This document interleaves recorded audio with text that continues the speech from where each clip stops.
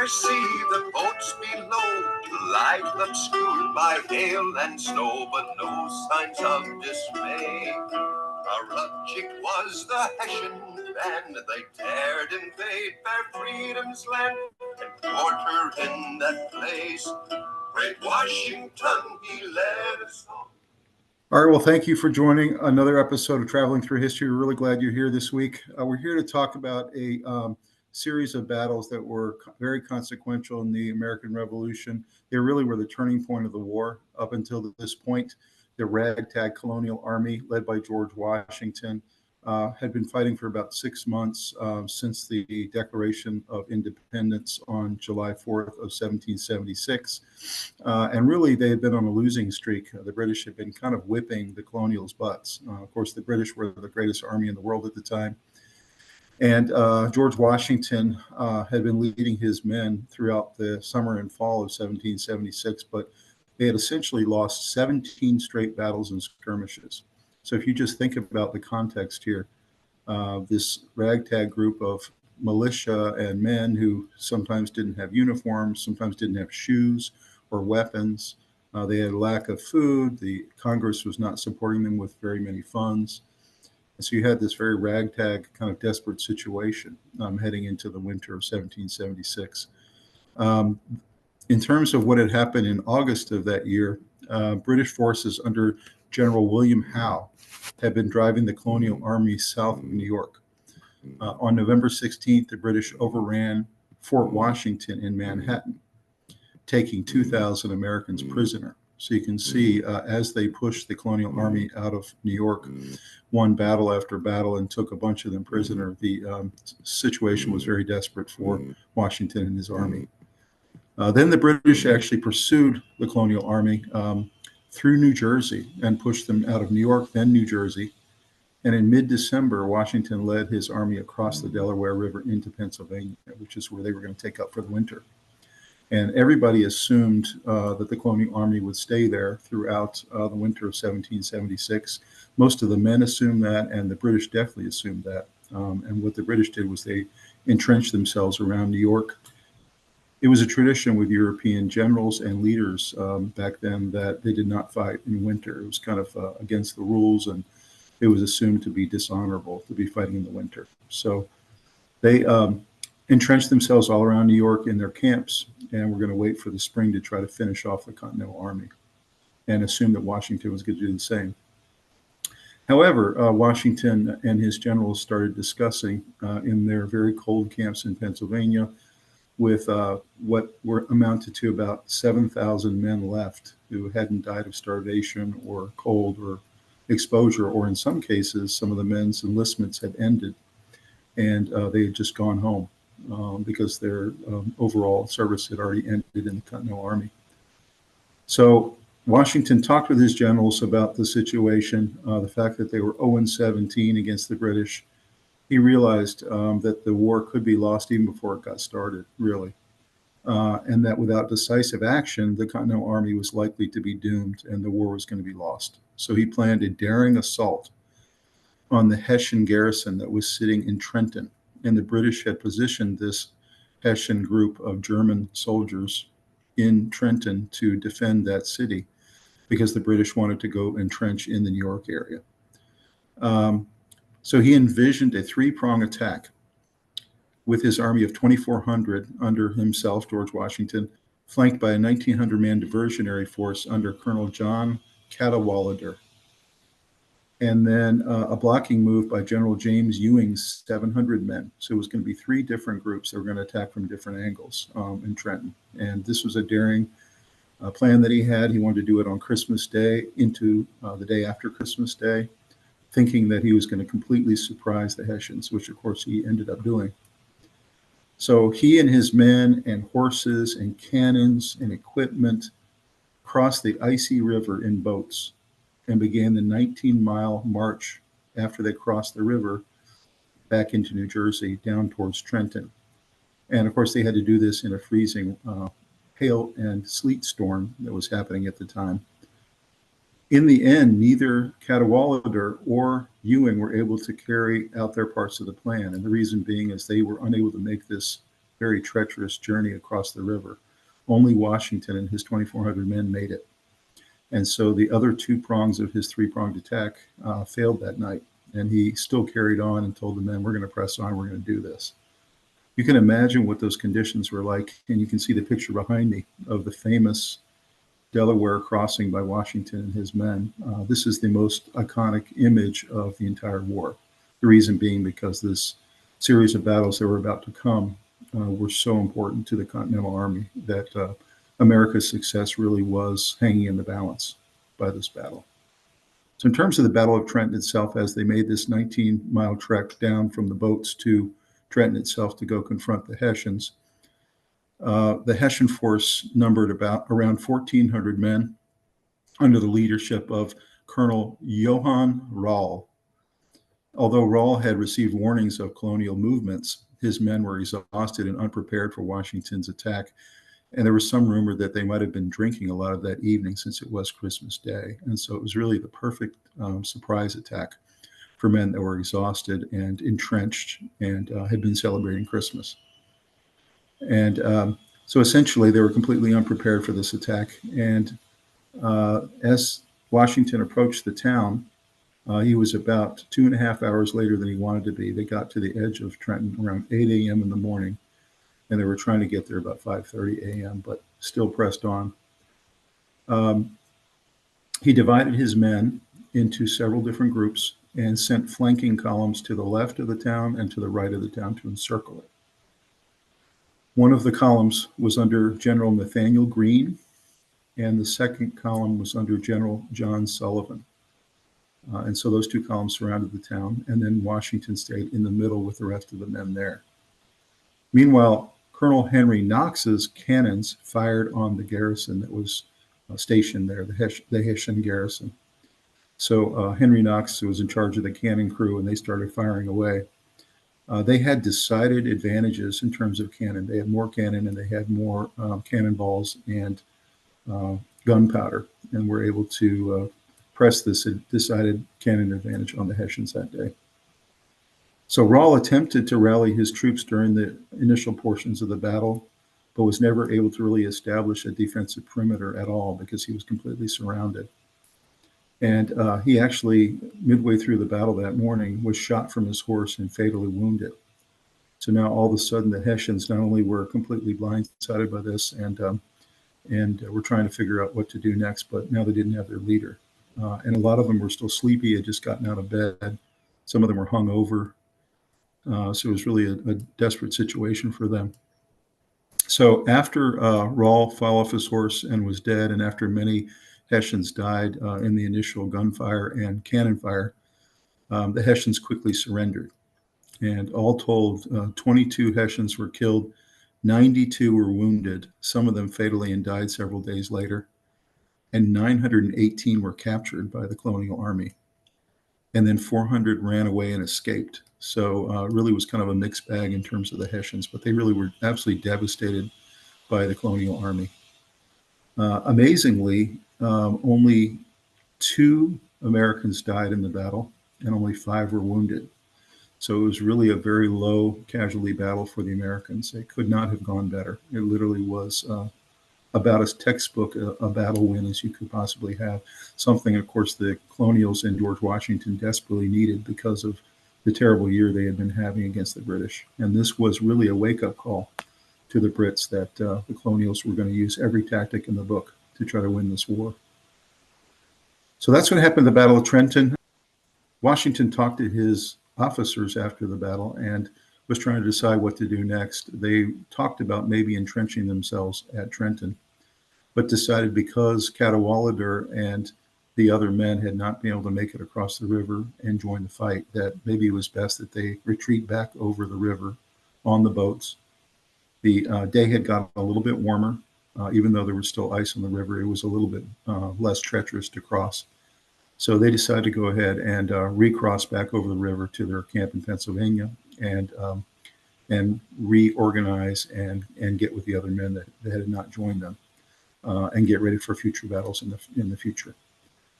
He did, however, leave 500 men in Trenton as a back guard to keep campfires going and make it look like a large force was keeping the town secure. So he did leave that back force of 500 men. He went back to his Philadelphia camp, reorganized, re-equipped, took care of any cannons that might be damaged or any weapons that might be damaged, and also the few wounded that he had, and reorganized and got ready for the next battle that he had decided to do. Since they had had so much success, he told his men at that time that the next target was going to be Princeton, which was some miles away, march north, and they were going to take care of that battle as well and try to string 2 victories together in a row. So then after he had reorganized in Pennsylvania, on December 30th, he crossed back into New Jersey with an army of 2,000 again, informed that 8,000 troops under Generals Charles Cornwallis and James Grant were marching south from Princeton. Washington worked quickly to supplement his numbers, urging militiamen whose terms had expired to stay on for another 6 weeks. So you had a lot of these men in his army that had been right on the edge of their commissions being expired and being able to go home. And he essentially asked these men to stay on, and about 95% of them did. There were some few that did leave, but for the most part, most of them re-signed up for another 6 weeks of battles. So on New Year's Day, Washington's force of 5,000 total massed in Trenton. You remember they had already had 500 men there behind, leaving the campfires on and making it look like they were still there. The next day, Cornwallis arrived with an army of 5,500 after skirmishes in the American lines and 3 attempts to cross the bridge at Sunpink Creek, which was another little skirmish that happened in between Trenton and Princeton battles. Cornwallis relented for the day, assuming he had Washington trapped in Trenton and he would take care of him the next day. That night, Washington deployed the 500 men that he had there before again to keep the campfires going, while the rest of the troops made a nightmare march north to Princeton in the middle of the night. And you can imagine what that march was like with no lights, basically a couple of lanterns, walking up these very poor roads, pulling cannon, pulling equipment, in some cases riding horses, and taking all the other military equipment that they needed to be a true army force north to Princeton at the time in the middle of the night. So to keep their movement secret, torches were extinguished as they got closer to Princeton. Wagon wheels were muffed with heavy cloth to make sure there was no sound.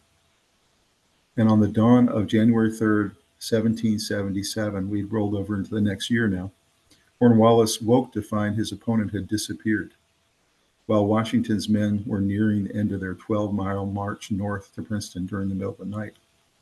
Washington sent a small force under General Hugh Mercer to destroy a bridge leading into Princeton. Mercer's men encountered redcoats under Lieutenant Colonel Charles Mawood, and Mercer was killed in the fighting during this time. Arriving militiamen under Colonel Cadwalder, who you remember had not been able to take part in the Trenton battle because he couldn't get across the river, he did arrive at the time to help, but this initial thrust into Princeton had little effect. Then Washington arrived with his full army, riding between the firing lines until his terrified horse refused to go on, and they had to get him another horse at the beginning of this battle in Princeton. Americans rallied at that time and broke through Mawood's lines, killed a lot of Mawood's men, and also took quite a few prisoner. So you can imagine the elation by the Americans that they pressed and pressed and pressed. They organized, they did this surprise attack on a small band of Brits in Princeton without Cornwallis's knowledge, and now they've won 2 battles in a row. And the incredible importance on the psyche of the country, who was starting to really wonder if Washington and his men could pull this off. And the psyche changes it had had on the British, that they realized they were now into a real fight and that they weren't going to be able to sweep up the colonial army like they thought they could.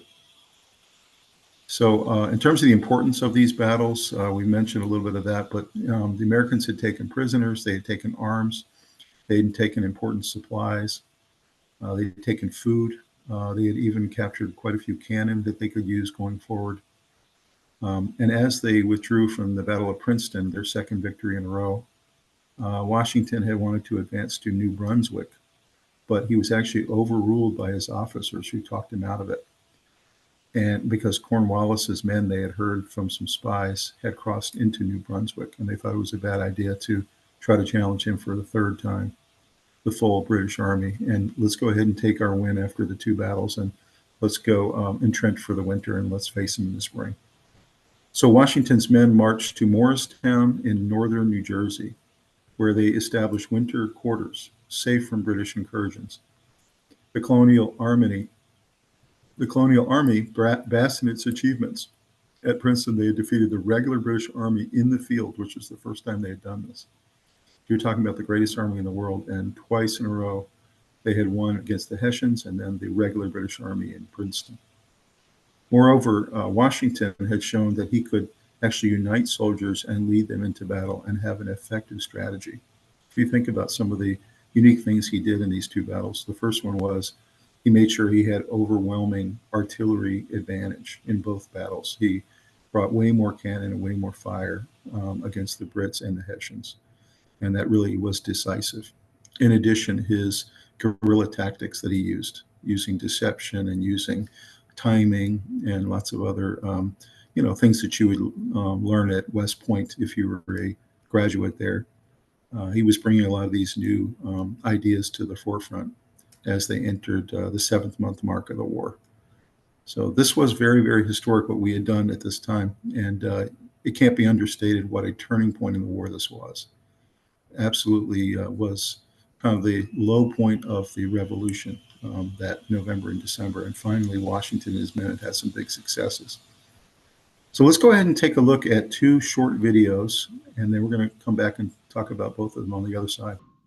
These are the times that tried men's souls. Those are the words of Thomas Paine, written on December 23rd, 1776. A few days later, unbeknownst to Paine, George Washington would embark on what we call today the 10 crucial days.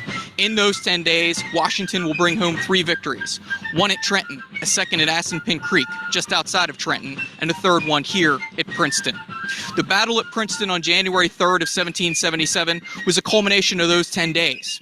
Washington's army, using a flank maneuver during the night, moved to Princeton, New Jersey, around the backside of Lord Charles Cornwallis's army. And here he hoped to destroy or capture 1,200 British officers and men who were part of Lieutenant Colonel Charles Mawhood's brigade, manning the defenses back here at Princeton. Mawhood is going to be surprised to find the entire Colonial Army showing up towards his rear. As he marched towards the front, Mawhood turned around and started taking up a defensive position along William Clark's farm and inside of his orchard. As he deploys his men, the Colonials decide to come out and attack Mawhood.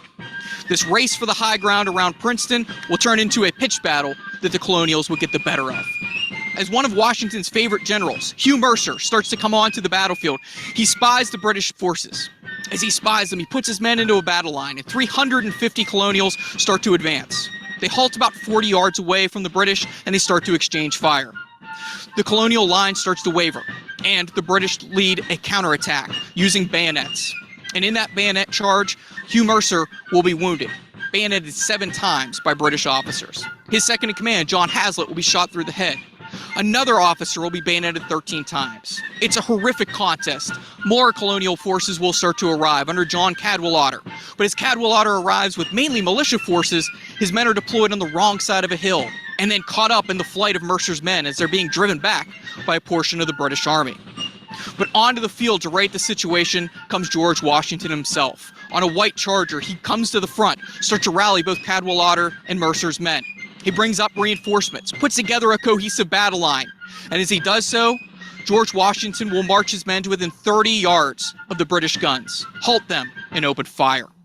One of his staff officers looks out in front and sees Washington still on his charger, almost at the front of this attack, and he hides his eyes. He thinks that Washington will be shot and killed, and he can't bear to witness that. A few moments later, the white smoke rises off the battlefield, and there is Washington atop his charger. And he rallies his men and starts to say that this is going to be a fox chase, and chases the British off of the battlefield.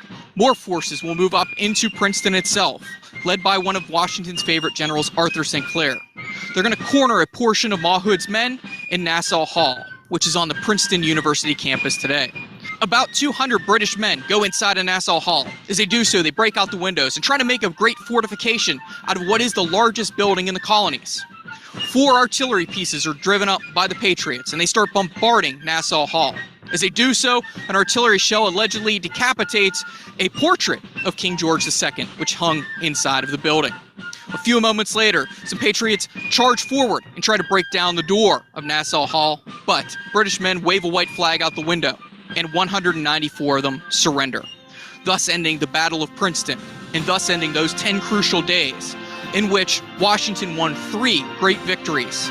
He gave new life to the American Revolution, and with the blood of the Patriots here in New Jersey, helped to reinforce what was signed on July 4th of 1776, and that was our Declaration of Independence. Is there a more dramatic moment in American history than General George Washington crossing the Delaware on Christmas night, 1776? The scene was as cinematic as any to be found in war. Shivering soldiers huddled along the riverbank in a howling winter storm. Greased rags and coat skirts draped over their musket priming pans to keep them dry. Horses and cannons eased onto flatboats for ferrying through the ice floes. The men squeezed into stout Durham boats manned by oarsmen in blue jackets and tarred trousers. Torches and lanterns hissing as the snow showers intensified. The pensive commander-in-chief mounted on his sorrel horse, his ruddy face stung with sleet, urging, press on, boys." Desperation had, of course, driven Washington to this perilous moment. Desperate diseases require desperate measures, he had told Congress. Chased out of New York and across New Jersey by a large, vengeful British army, the Americans had taken refuge in Pennsylvania, while their generals contemplated how to prevent the enemy from seizing Philadelphia and destroying the Continental Army once and for all. And so Washington had conjured up a surprise attack on the Hessian garrison in Trenton. For all its melodrama, the assault shows Washington's generalship at its finest. A meticulous and personal attention to detail, including approach marches, precise timing, and the prodigal use of artillery. Also, a flair for improvisation, the demand for discipline in the most arduous circumstances, and not least, the great gift of good luck. Sweeping down Bear Tavern Road on the New Jersey side of the river, the American force split into 2 wings, then caught the Hessians by surprise at dawn on December 26 in a pincer assault. In a brisk, bloody firefight, the attackers killed the enemy commander and a couple dozen of his men and captured 900 others.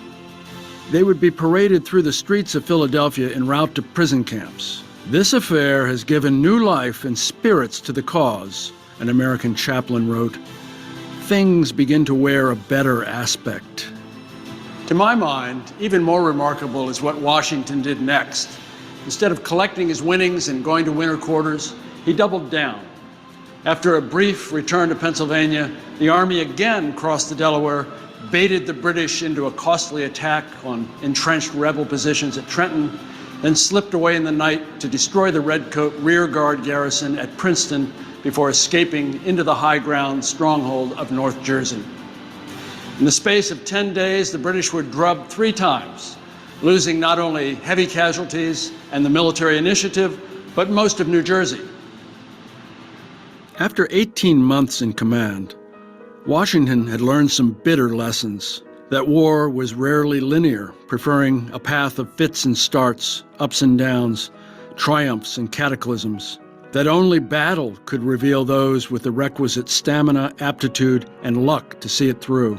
And finally, the hardest of war's hard truths, that for a new nation to live, young men must die, often alone, usually in pain, and sometimes to no obvious purpose. He, more than anyone, would be responsible for ordering those men to their deaths. For all that, he remained buoyant, conveying confidence and resolve. His faith gave others faith. His strength made others strong.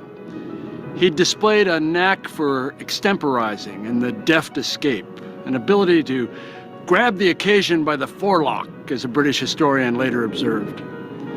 As a political general, he would have few equals and no superior in American history. He had adroitly won over both the Congress and his countrymen, including wary New Englanders. Abigail Adams, the wife of John Adams, wrote that our late misfortunes have called out the hidden excellences of our commander-in-chief. Since taking command, Washington had come within a chin whisker of losing the war on several occasions. More such occasions would arise. But he had also developed a shrewd understanding of the refractory, independent peoples known collectively as Americans. A people unused to restraint must be led, he wrote in January 1777, after the Battle of Princeton. They will not be drove. He was a leader. So a lot of things to talk about out of both of those videos. The first one being that you can see how unlikely this attack was and how unlikely these string of victories was. The Continental Army in Washington and his generals had been really defeated multiple times. They had almost lost the war several times in the fall. They had to rethink about the way they did things. They weren't going to be able to beat the strongest army necessarily on the field all the time, so they were going to have to use some different tactics, including attacking them in the middle of the winter that they weren't used to. I mean, that just didn't happen over in European wars and battles. And so they had to think more like a guerrilla force and find ways to attack the British in asymmetrical ways. And they did that. And you can see he used a lot of different tactics that maybe he hadn't used before, making sure he always had the advantage on the field in those several battles in Trenton and Princeton and skirmishes in between, making sure he had the higher artillery fire and capability, that his strategy of surrounding these towns so the British couldn't go anywhere, and he would capture a lot of the British and take them off the field. And his leadership quality obviously was very much on display in these two battles. The men would follow him and do anything. They re-upped their commissions, even though many of them had fulfilled their duty to the Army and didn't have to go any further after December 31st. But many of them wanted to stay on. They believed in the cause. They believed in Washington. And they believed in what the country was doing and that it was trying to get its independence. So you saw a lot of that there in the videos. The other thing I mentioned is that think about how unlikely it was that this ragtag group, who were equipped very poorly, didn't have food. Like I said before, a lot of them didn't have real uniforms or shoes or boots. They were running out of ammunition in some cases. They were kind of taking things from farms along the way as they needed them. In both cases, when they defeated the British in both of these battles, they made special sure that they went and took as many of the supplies as they could, including from the Hessians. Took their ammunition, took their cannon, took everything, because you have to realize at the time the American Congress was very new and did not have the funds and did not have the organization to support this colonial army the way they should have. So really remarkable what this group pulled off and what Washington pulled off. And just looking at the Delaware crossing itself, you can see the picture behind me, how remarkable it was that only one of the three fighting forces was able to make it across that icy river. The conditions were so treacherous. It almost was divine intervention, the fact that this group was able to get across and surprise the Hessians the way they were, and the way they were able to win that battle, the first one on the board for the Colonials. Really almost was incredible to watch. And the Brits were definitely taken by surprise. And really all of the colonies and all of the citizens of the United States had been completely stunned by it, and the British had been as well. So it really was consequential, and you can't even state how important it was to this group that they got their first victories. Let's go ahead and take a look at our favorite segment of the program, which is the 25 little known facts about Trenton and Princeton. Number one, the battles of Trenton and Princeton were back to back. So the battles occurred over a span of 10 days. December 26, 1776, as I said before, Washington and his men arrived at the edge of Princeton at 8 a.m. that morning after crossing on Christmas Day.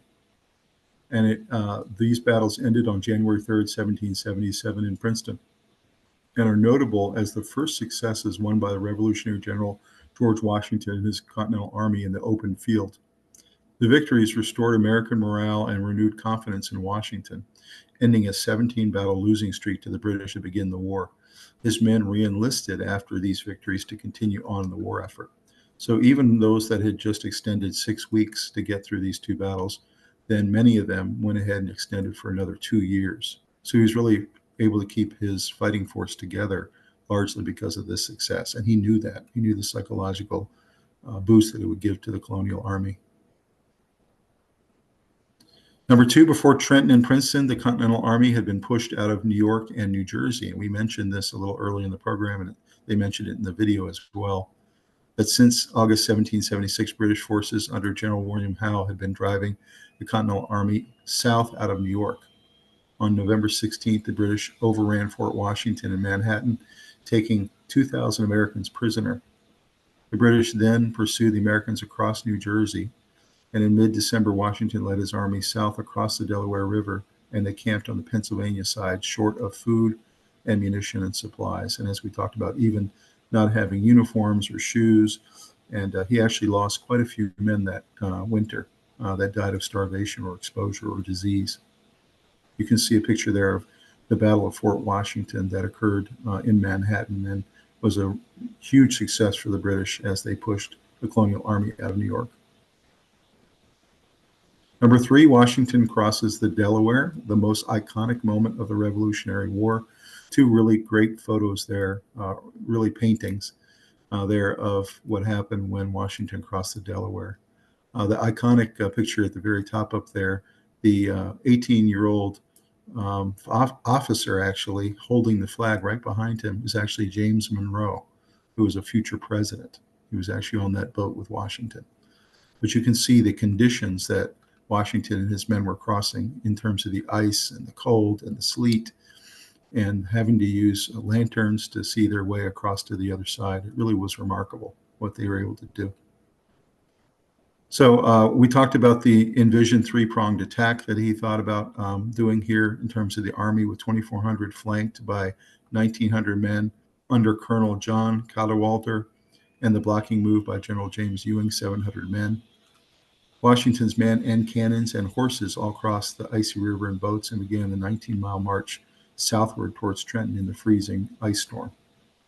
So again, the most iconic moment of the Revolutionary War.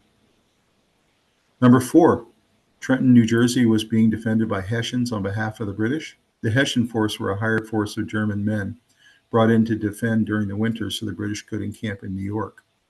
The Hessians at Trenton numbered 1,400 under the leadership of Colonel Johann Rall.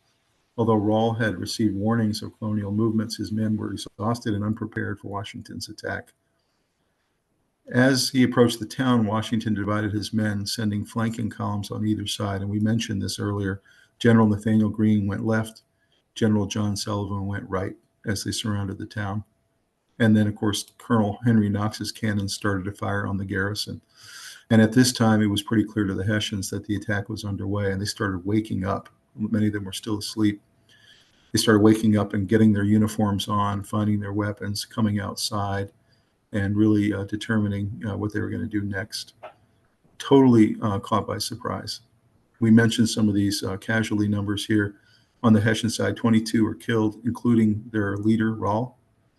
92 wounded, 918 captured and sent to prisoner of war camps. And then, of course, the 400 who escaped on foot, running away from the battle. And then the Americans suffered 2 frozen to death and 5 wounded. So there weren't even any killed in the battle itself. There were 2 actually died actually as part of the crossing of the Delaware. Number 5, between Trenton and Princeton, realizing his men could not hold Trenton against British reinforcements, Washington withdrew across the Delaware after the victory. However, on December 30th, 1776, just a couple days later, he crossed back into New Jersey with an army of 2,000, and he was told by a spy at the time that there was 8,000 British troops under General Cornwallis and James Grant, and they were marching south from Princeton towards Trenton. Washington worked quickly to supplement his numbers, urging militiamen whose terms had expired to stay on for another 6 weeks. On New Year's Day, January 1st, Washington's force of 5,000 poorly trained men massed in Trenton, The next day, Cornwallis arrived with an army of 5,500, and after several skirmishes at the American lines and 3 attempts to cross the bridge at Assunpink Creek, Cornwallis relented for the day and assumed he had Washington trapped. That night, Washington deployed 500 men to keep the campfires going, while the rest of his troops made a nighttime march north to Princeton. And that was the march that we talked about, where they escaped out of the side of the town without the British seeing, through the woods with lanterns, heading towards Princeton, 12 miles away. To keep their movement secret, they actually extinguished their torches as they approached Princeton, and they put heavy cloth on the wagon wheels and the cannon wheels so that they wouldn't make sound as well. Number 6, the Battle of Princeton. At dawn, January 3rd, 1777, Cornwallis woke up to see that his opponent had disappeared, and Washington's men were nearing the end of their 12-mile march to Princeton. Washington sent a small force under Hugh Mercer to destroy the bridge. Mercer's men encountered redcoats under Mawood, and you saw that in the video. And Mercer actually got killed in the fighting, in that initial fighting in Princeton. Very unfortunate. So then Colonel Cadwalader came in with his arriving militia and was able to reinforce for a while, but that had pretty much little effect until Washington arrived with his full army of 2,000 men. And Washington actually rode out in front of the men in between the firing lines, telling his men to push forward and to fire, and really leading them on and leading the charge. And as you saw in the video, really interesting fact there, he got as close as 30 yards away from the British line, so he could have been killed at any time. So number 7, intelligence was the key. George Washington had scouts riding all over New Jersey back and forth to bring him intelligence on where the British troops were and in what numbers. Washington also relied on his spy networks, like the Culper spy ring, to send him correspondence through the war at crucial times. He understood where the British were positioned and worked with his officers to devise a plan to surprise at both Trenton and at Princeton, to ensure the Continental Army would have tactical advantage and great chance at victory.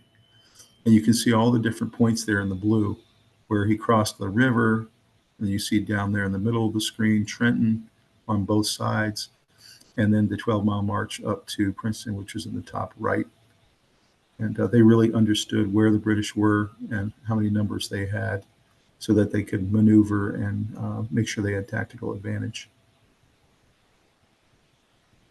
Number 8, a very intelligent young gentleman provided Washington with a valuable map. You can see a picture of the map there on the left. Washington ordered Militia Colonel John Cadwalader on December 12, 1776, to obtain information on British forces and intentions.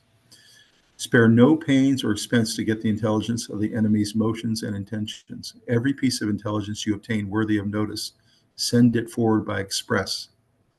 So Cadwalader's intelligence efforts bore fruit in the form of a detailed handwritten map of the British positions around Princeton, New Jersey.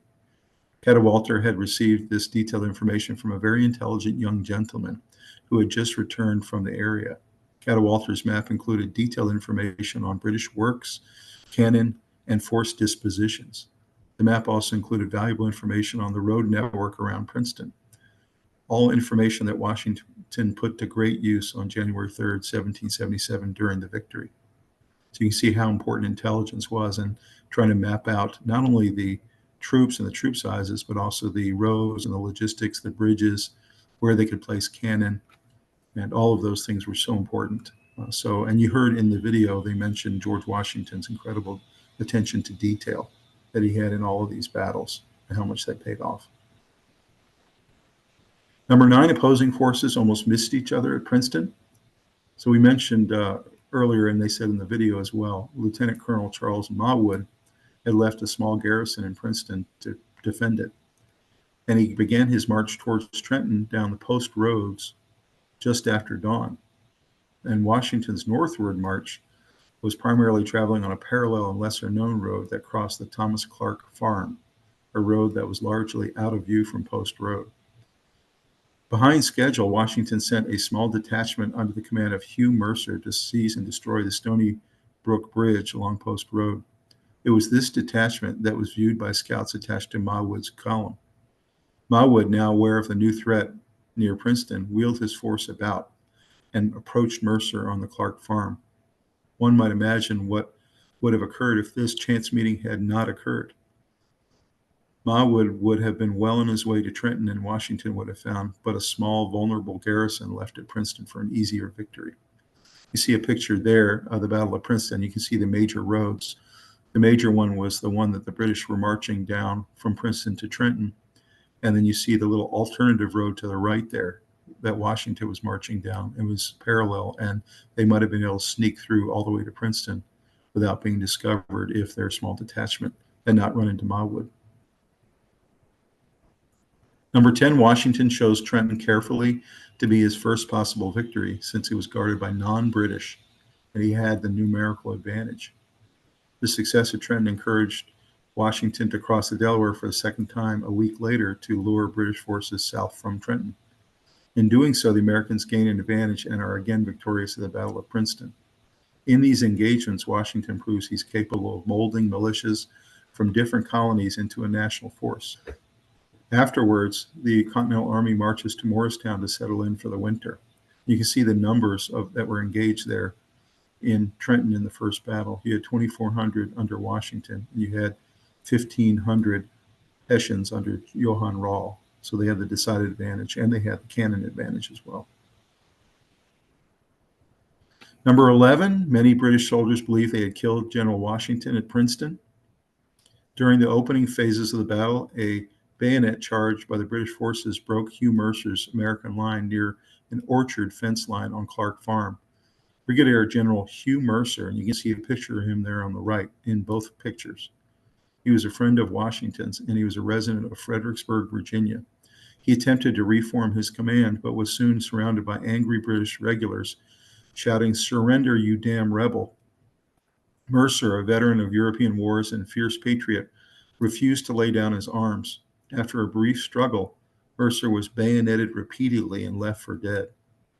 Given that Mercer was well attired, as opposed to the rags worn by most American soldiers, a high-ranking officer, and refused to surrender, many British soldiers believed they had just killed George Washington himself.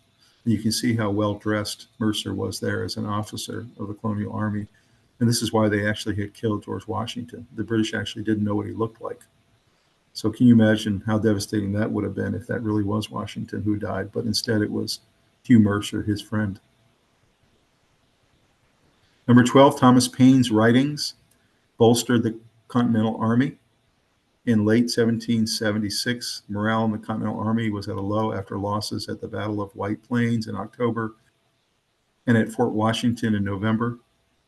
Chased by the British, General Washington retreated across New Jersey and into Pennsylvania. His force in threadbare uniforms and many without shoes was reduced to a few thousand, and enlistments were set to expire.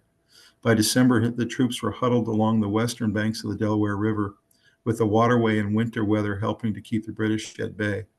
Thomas Paine's American Crisis was passed around campfires, reigniting a passion for a revolutionary cause and helping to steady the soldiers' spirits and resolve and preparing them for Trenton and Princeton victories. And so this book here and this writing by Thomas Paine, The American Crisis, was very much a revolutionary and pro-patriot writings. And it gave the Colonial Army exactly what they needed that winter as they were preparing for these battles that were so important to the cause. So definitely recommend you read The American Crisis. It's actually a really interesting read. He's also the author of the famous book Common Sense. Number 13, at one point in the Battle of Princeton, Washington was just 30 yards from the British line, and we had mentioned this, how critical this was that he had gotten this close. Despite their numerical superiority, the inexperienced Americans began to fall back under steady fire from British regulars at Princeton. As Cadwalader reformed his line, up rode Washington on a magnificent white horse. Amidst the flying musket balls, Washington coolly assured the soldiers, "Parade with us, my brave fellows. There is but a handful of enemy, and we shall have them directly." Washington then proceeded to lead the militiamen forward from the front. He at one point was only 30 yards from the British line, easy musket range. John Fitzgerald, one of Washington's officers, reportedly pulled his hat over his eyes. He just couldn't look. expecting to see the general shot from the saddle at any moment. Despite his proximity, Washington remained uninjured, and his galvanizing presence stabilized the American line at a critical moment in the battle. Soon Washington, along with reinforcements, were chasing Mawood's broken force through the fields. So what an epic and iconic moment, similar to the crossing of the Delaware. But you can see the picture on the bottom right there, how close Washington and his men had gotten to the British line, and they had broken it. And what an incredible leader he was to lead all the way up to the front there. Number 14, Washington's river crossing on December 25th, 1776 was an unlikely success. Here's a couple of other photos of that crossing, not as famous as the other two we showed earlier, but you can see the conditions that they were facing on the Delaware. The logistics of crossing a roiling river at night with thousands of men, horses, ammunition, and 18 cannons were complex. The odds of accomplishing such a crossing in winter gale were not favorable. Fortunately, the treacherous river crossing that enabled Washington to conduct a surprise attack on the Hessian garrison in Trenton was successful, but it did not go as the commander had planned. Originally, the general had intended to go there and be 3 crossings on Christmas night. And as we mentioned, we had one by Colonel Cadwalader, Philadelphia militia and group of colonials, that was not successful. They were not able to cross. And another one by General James Ewing's Pennsylvania militia also was unsuccessful. The only one that was able to get across were Washington and his 2,400 men. The idea was for the 3 forces to take up different positions on the opposite shore, contain the Hessians, and prevent their retreat from Trenton. This ambitious strategy was foiled by weather. Cadwalader and Ewing's men could not navigate the icy river and stayed in Pennsylvania. Washington miraculously got through the howling wind and driving sleet with a 3-hour delay, and that actually threatened to expose his men to discovery by the enemy. He had no option but to push on into Trenton.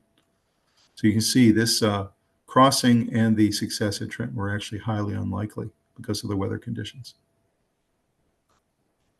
Number 15, Marines fought alongside Washington at Princeton. You can see a really excellent book there on the bottom called Washington's Marines. Really good book, talks about the formation of the first Marines and how they joined Washington during this battle. After his arrival upon the Pennsylvania shore of the Delaware River, Washington sent out an urgent plea for reinforcements. One of the first contingent of soldiers to respond to this request were roughly 600 Marines from the Philadelphia area. This force of Marines had been recruited for duty aboard various Continental warships, so they really were sailors, now anchored near Philadelphia, and were generally considered to be excellent fighters. The Marine officers had seen active duty against the British on board various vessels, and their men had been occupied in daily drill and frequent skirmishes with British forces operating in the area. 3 companies of Marines accompanied Washington's army in its nighttime march to Princeton. Moving with Cadwalader's brigade into the fight, a few Marines under command of Major Samuel Nicholas engaged Mawood's troops on Clark Farm. During the fierce fighting, the regulars, several Marines were killed in battle, including Captain William Shippen. These casualties were the first to ever be suffered by Marines on any battlefield for the United States. And so, the Marines take this very proudly, that not only did they fight at this Battle of Princeton with Washington, but that this was the beginning of their true combat experience and their first casualties. Number 16, the British offered a chance to be loyal to the king with a free and general pardon. You can see the proclamation by the king up there on the top left, and the offer by his King George III. You can see a picture of him in the middle there. Sensing victory before Trenton and Princeton, British commander Admiral Lord William Howe had issued a conciliatory November 3rd, 1776 proclamation offering a free and general pardon to all American supporters who pledged allegiance to George III within 60 days. In New Jersey, thousands flocked to the British camps to declare their loyalty. Historian David McCullough writes in his book 1776 on that pivotal year. In short, your imagination can scarce extend to a situation more distressing than mine, Washington wrote on December 10th to his cousin Lund Washington.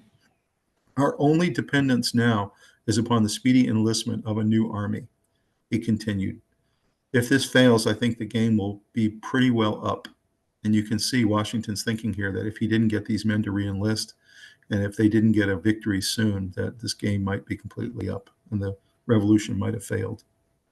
Political activist Thomas Paine was more succinct, famously penning 2 days before Christmas, 1776, "These are the times that try men's souls." Very famous quote there by Thomas Paine. Number 17, Henry Knox directed the crossing of the Delaware. You can see a picture there on the top left of Henry Knox and a book about Henry Knox, a very good book. Henry Knox directed the crossing of Delaware. Colonel Henry Knox, who directed the risky crossing and commanded the Continental Army's artillery, wrote, "The Army passed the river on Christmas night with almost infinite difficulty to the banks of New Jersey, about 9 miles north of Trenton. The floating ice in the river made the labor almost incredible," continued Knox, who would become the nation's first Secretary of War. "However, perseverance accomplished what at first seemed impossible." So he's talking a little bit there about this amazing Delaware River crossing that happened, his role in it, and how it really was unlikely that they were going to be successful. Another interesting note here is he was the nation's first Secretary of War, and that means he was in George Washington's cabinet with Thomas Jefferson and Alexander Hamilton. Number 18, Washington's advantage, artillery power. In an account titled "Thunder in New Jersey, Washington's Artillery During 10 Crucial Days," the American Battlefield Trust outlined how superior cannon power helped the Americans win at Trenton and Princeton, while also describing Captain Neal's role.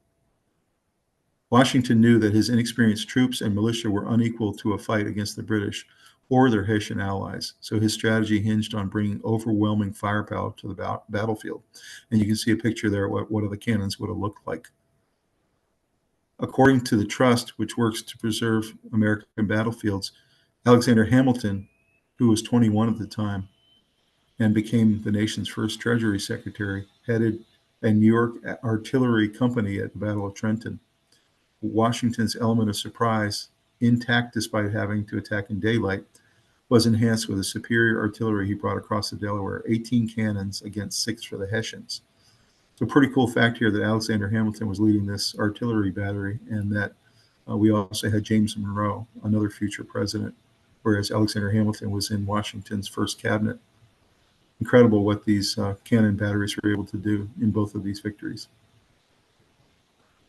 Number 19, final action of the battle occurred on Princeton campus. You heard a little bit about this in the video. After American victory on Clark Farm, the final military actions of the Battle of Princeton shifted towards the town itself.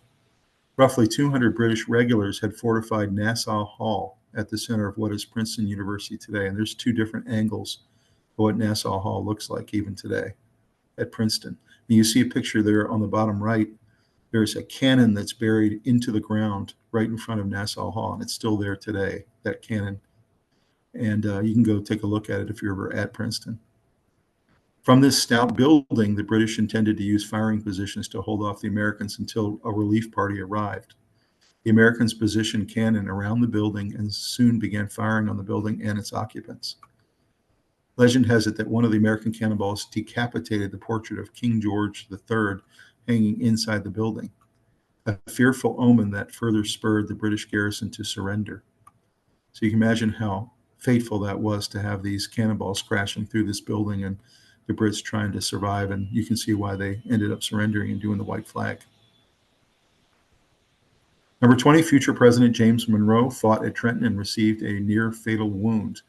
And we mentioned about James Monroe being the man in the center of that picture, and you can see it pointing there where he was located in these very famous portraits. Only 2 Americans died and 5 were wounded at the Battle of Trenton, a lopsided victory for the Continental Army, taking advantage of the surprise attack. One of the wounded was young James Monroe, a future president, and the officer who appears prominently holding the American battle flag in the crossing of the Delaware. The 18-year-old lieutenant nearly died after being shot during the fight at Trenton. He was saved by a local doctor who happened to be not too far away, and the men took Monroe over on a stretcher for his wounds to be treated. So just imagine if they had been unable to save James Monroe, we wouldn't have had the President Monroe as our 5th president. Number 21, victories at Trenton, Assunpink Creek, and Princeton rescued the Patriot cause. You can see a picture of the battle map at Sumpink Creek, which was a skirmish that happened in between Trenton and Princeton.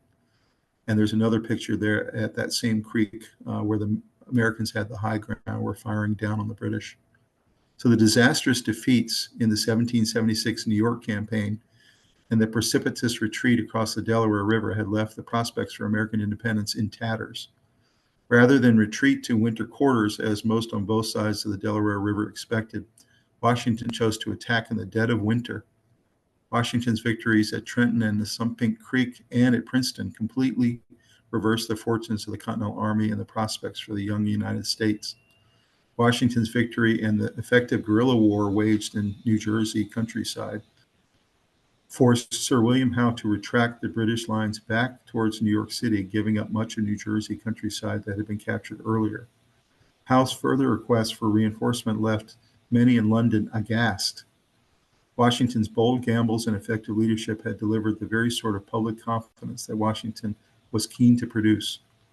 His own soldiers found newfound confidence that they could beat the best that the British could put into the field. So this was a huge confidence boost for the colonial army that they could actually beat these British regulars, which no one thought was possible up to this point. Number 22, Cadwalader moves into New Jersey. When Washington arrived at the camp in Pennsylvania after the Battle of Trenton, he learned that Brigadier General John Cadwalader had crossed over into New Jersey. So he thought he was going to be getting up with this troop that had not been able to come over to Trenton, and that they were going to reorganize together and form a larger force. But instead, Cadwalader had crossed over into New Jersey to come try to find Washington. Cadwalader had mistakenly assumed Washington had not been able to cross, and when he learned of the American victory at Trenton, he crossed over to join up with Washington. After the British broke up their camps near Trenton along the Delaware River and moved north to Princeton, Cadwalader crossed over the river and occupied Trenton. On December 27th, Cadwalader sent word to Washington that he had been reinforced by militia from Pennsylvania. Unfortunately, Washington could not join Cadwalader right away. He was short on food and was faced with the fact that enlistments for most of his men ended at midnight on December 31st. He offered his men a bounty of $10 to extend their enlistment for 6 more weeks, and many of them accepted the offer. So this really was a mix-up, and you can see that really it's all about intelligence, and they had gotten their signals crossed, and both of them had crossed the river at different points. Number 23, artists all over the country scrambled to do a portrait of Washington after the victory at Princeton. You can see a very famous portrait there that has been seen for really our whole history of the Battle of Princeton and the victorious George Washington.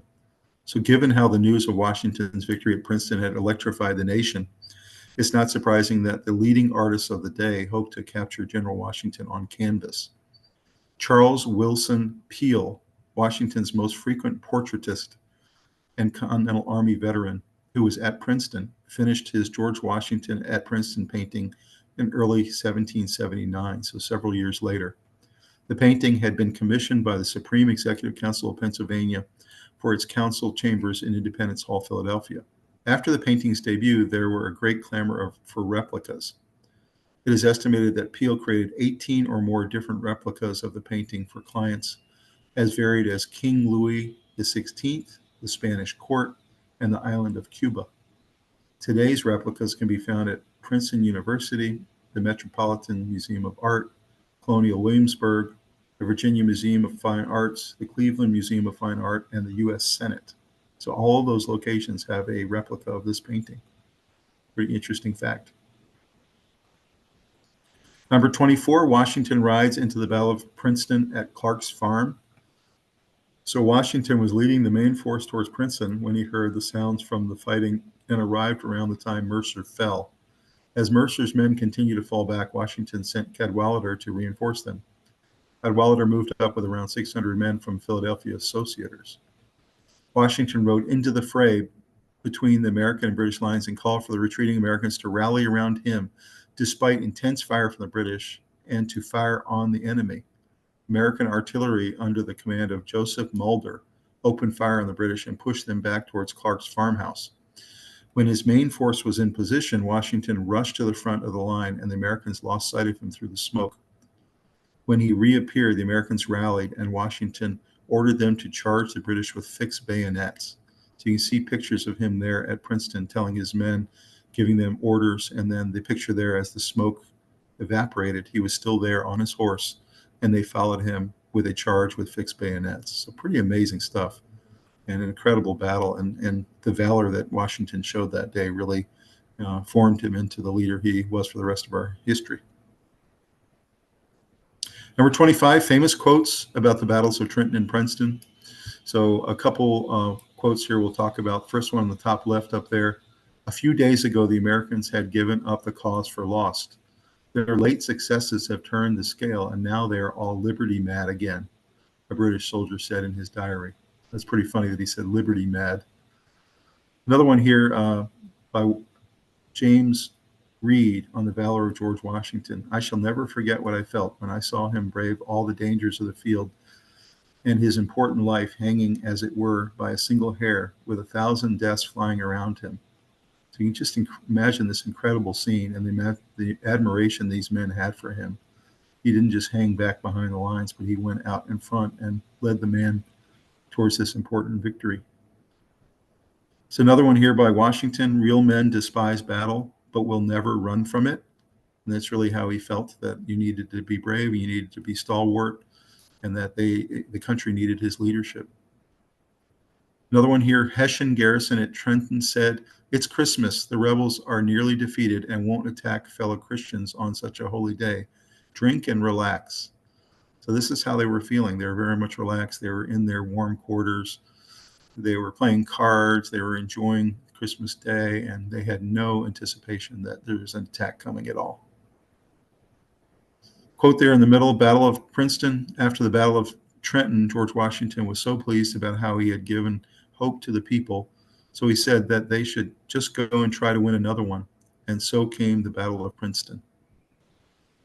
Another one there, the aftermath. After the battle, George Washington gave hope to everyone that they could possibly defeat the British. At first, people didn't believe that he won because of the bad luck in New York. The point of the war was that he gave hope to the people. Another one there in the middle, the harder the conflict, the greater the triumph. And then his final one in the bottom right, there is a destiny which has control over our actions, not to be resisted by the strongest efforts of human nature. And again, he really felt that way, and his men felt that way, that the destiny was for them to win this battle and win this war on behalf of our independence. And they were completely all in all efforts. So pretty cool quotes there for Battle of Princeton and Battle of Trenton. So I hope you enjoyed that and you learned a lot about these two important battles and the skirmish in between.